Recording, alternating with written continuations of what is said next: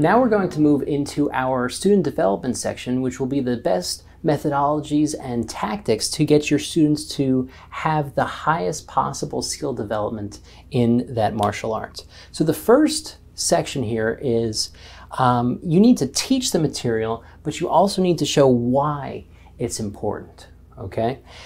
Whenever you're teaching someone a maneuver, the why, I believe, is the most important part. If you give them the big picture idea of what they're looking for, then they could put into context the how or the steps of that move. If they understand the bigger picture or the framework of which that move sits in.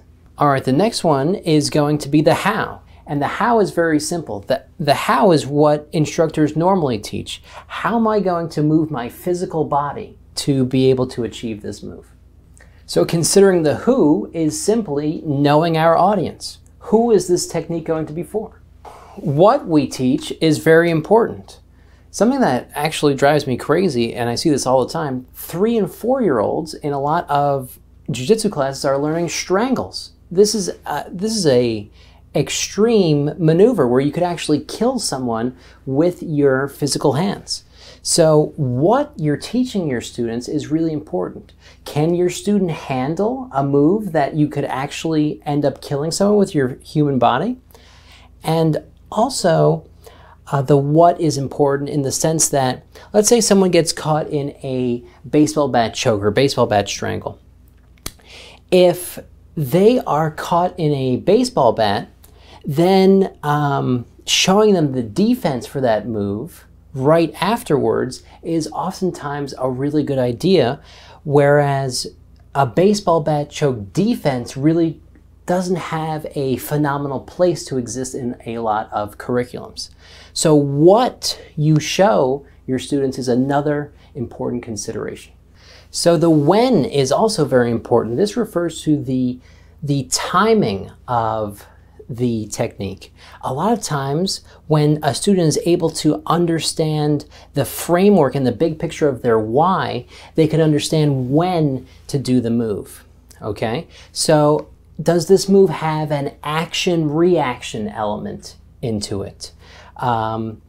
Is the best time to go for the move is there a specific cue or circumstance that you could give? So for example, putting your hand on the mat, if you go to attempt a triangle and you're able to put someone's hand on the mat, then you can easily get into the situation where you wrap the triangle, the one arm in, one arm out situation.